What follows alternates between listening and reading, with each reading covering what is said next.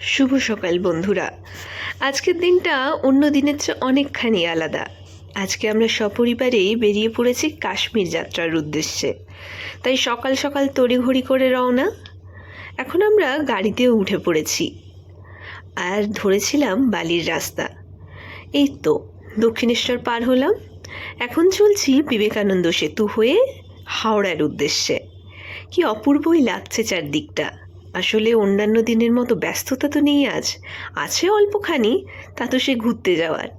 এই তো দেখুন এসেই পড়লাম হাওড়া স্টেশন, সামনেই হাওড়া ব্রিজ দেখা যাচ্ছে। চলুন এবার ঢোকা যাক স্টেশনের ভেতরে।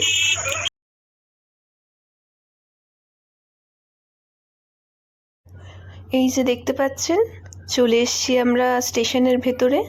ঢুকে পড়েছি ফার্স্ট ক্লাস এসি ওয়েটিং রুমে। ভেতরটা বেশ পরিষ্কার পরিচ্ছন্নই ছিল, তবে আমাদের জানা ছিল না এখানে ঢুকতে গেলেও একটা মূল্য লাগে। যাকগে জানা হয়ে গেল।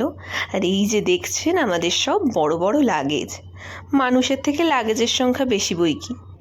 তা তো হবেই, কতদিন পর বেরোনো, একটু না লাগেজ হলে হয়। এই দেখুন ওয়েটিং রুমের বাইরে থেকে চারপাশটা কি অতুলনীয় সুন্দর লাগছে। তা এখন দেখে চোখ ভরানোর সময় নেই, ট্রেনের টাইম হলো কি না চলুন গিয়ে দেখি। চলুন এবার আস্তে আস্তে নিচে নামা যাক, যাওয়া যাক প্ল্যাটফর্মে।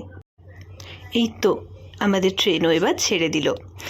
এই প্রেক্ষিতে একটা কথা বলে রাখি, আমরা কিন্তু হাওড়া থেকে জম্মু ডিরেক্ট যাচ্ছি না।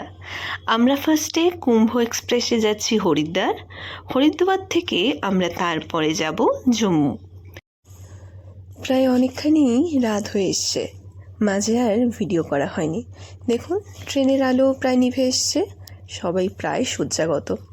ঠিক আছে, চলুন আবার দেখা হবে পরের দিন নতুন সকাল নিয়ে। আজ তবে এই পর্যন্তই থাকুক, দেখা হচ্ছে পরের দিন কাশ্মীর ডে 2 নিয়ে।